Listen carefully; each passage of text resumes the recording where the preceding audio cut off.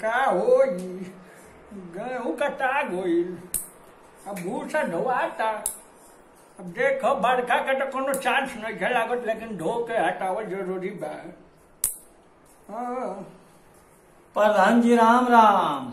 राम राम राम राम। का हाल दूर से बैठा तो नहीं हो है तो बैठ जा, कोनो बात ना। का हाल चाल है? अरे हाई चाल तो सब ठीक है बा। और सुनावा। का सुनाई, गेहूं कटवा देनी। अच्छा अच्छा, कट गए गेहूं? हाँ गेहूं कट गई, दवाइयो गई। अरे कौनो दिक्कत तो ना भइल है? दिक्कत का जान जी है, बड़ा पछुआ हवा तेज चलत है। अच्छा अच्छा। अब हवा इतना मारत रहला कि बैलगाड़ी से भूसा ढोआत रहल है। भूसा उड़िया जात रहला, आधा भूसा छिटा जात रहल है। एकरा खातिर का कोनो उपाय कैला है का? जानियो कहनी है ओकरा के गोटो ढला के यदि अपन ट्रैक्टरवा ले ले वो ऐसे ढोआ जाए भूसा को हटा कि ठीक बली आवत नहीं। अब वो जान है कि जब हवा तेज चले लागल है तब लेके आई है। ओकरा टाली में जतना भूसा भराई हम उड़ गेल है।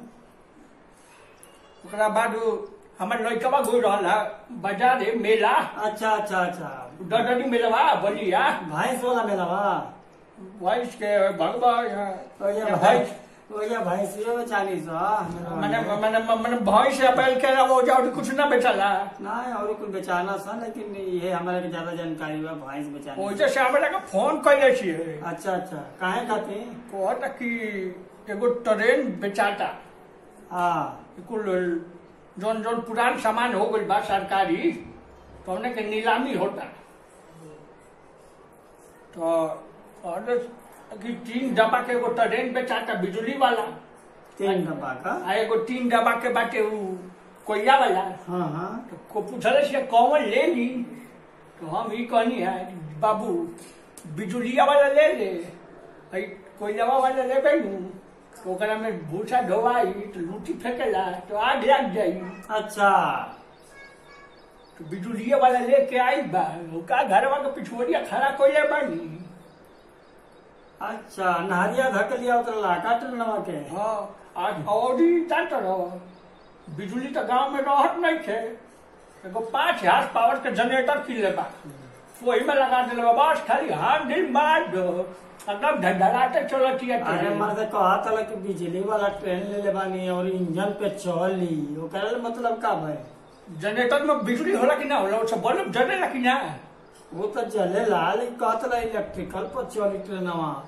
अरे तो बिजली वाला ट्रेन साला 6 पावर का चली। अरे तो बिजली वाला ट्रेन हो तो 5 हार्स पावर के जनरेटर के बहुत पावर होला। 5 हार्स पावर के। अरे तो पावरवा क्या करी, ओका जनरेटर क्या करी जब बिजली पे चली? तो मेलावा में से खाली घरवा लिया में 8 लीटर तेल लागल बा जनरेटरवा में। 8 लीटर? और क्या कौन ट्रेन है भाई? आज तक तो हम उसका ट्रेन नहीं देखल। फटाटा के जनरेटर लागल बा में। अच्छा अच्छा अच्छा, तो वही हाई जनरेटर वो लागत हमारा उतना सोच नहीं के पहुंच पावत हो जाता ना पहुंची नू। वो तो कहते नहीं चार लोग को सोच के बाहर के बात बा ऐसा ही प्रधान बनल बन क्या? नहीं प्रधान जी, वो तो बात सही बा, लेकिन ये कहता नहीं हम तो से को घर नहीं था चला, हम पूरा ग्राम चलावत। नहीं बात तो सही बा प्रधान जी। हम हो एगो फ्लैट लेनी हो वो बिल्डिंगवा में। नहीं वो बिल्डिंगवा वाले फ्लैट ना, जो एगो रॉकेट साइंस होते ना जो उड़े ले, जो 400 आदमी में बैठेला जहाज। हाँ हाँ वो फ्लैट। तू जहाज ले रहा? हाँ वो जहाज लेनी है। वो 500 आदमी बैठेला। 500 आदमी बैठेला कौन हो? वो का नाम है जवन है दरिया वरिया ना बेचेला, का नाम है ओकर हो जवन है बियरवा दरिया वाला। दरिया वाला जवन विदेश फिशर। हाँ फिशर फिशर जहाज किनले हैं।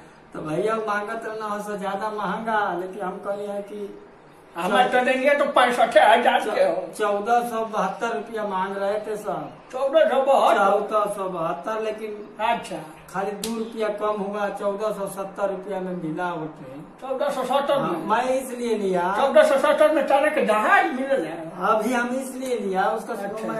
वो मेरे ट्रैक्टरवा के पिछवा जो है ना, वो चावल कूटने वाली एक मशीन लगाया हूँ। अच्छा, तो उसका जो भूसवा आएगा अच्छा तो जाके जहाजिया का पूरा सीटिया निकाल दूंगा। अच्छा अच्छा। और सीटिया निकालने के बाद पूरा भूसा जो आएगा धान का, मैंने धान का भूसा धोई पाओ जहाज में, उसी में चलता रहेगा। अच्छा। अरे भाई जहाजिया उड़ेबा कहाँ भाई, परमिशन लेवे के पड़ेगा, ऐसा ही थोड़ा उड़ेला। नहीं, हम तो कहना हो कि नहरे धर के बाहर धर के ले आके घरे का पिछवाड़े खड़ा कर देने बने का खेत में चलिए, रोड पर चली जहाज। हम तो खेते खेत लिया देनी है जहाजिया का ओकरा आगे में दूगो बैल लागल पर सका नीचे कटी। बैल तो नहीं, हम ऐसा ही दूगो आदमी के खिंचवा देनी है। दूगो आदमी का जहाज घींचत है, देख लो तनी हवा में फेंकल।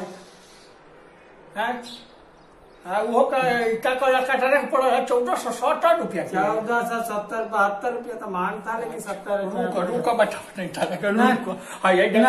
नहीं भैया, नहीं।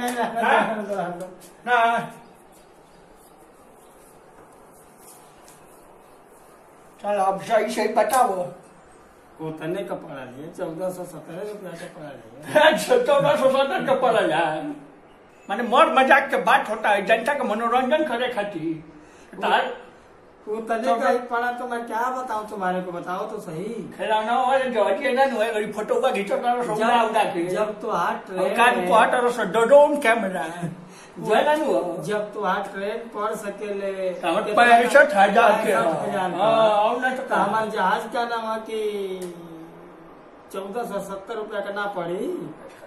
ट्रेन से महंगा भी था, सस्ता नहीं थे। अरे ट्रेन तो आज डीजल वाला ट्रेन भी है। वो कौन डीजल वाला ना, अलग से जनरेटर फिट करी बा। गाँव में तनी बिजली के समस्या बा, यही से। नमस्कार भाई लोग, अगर आपको ये वीडियो अच्छा लगा लाइक करें, शेयर करें और कमेंट करके बताएं। ऐसे ही आपको वीडियो आगे और भी मिलते रहेंगे। आप हमारे इस चैनल को सब्सक्राइब करें और साथ में घंटी भी बजा लें। बहुत बहुत धन्यवाद।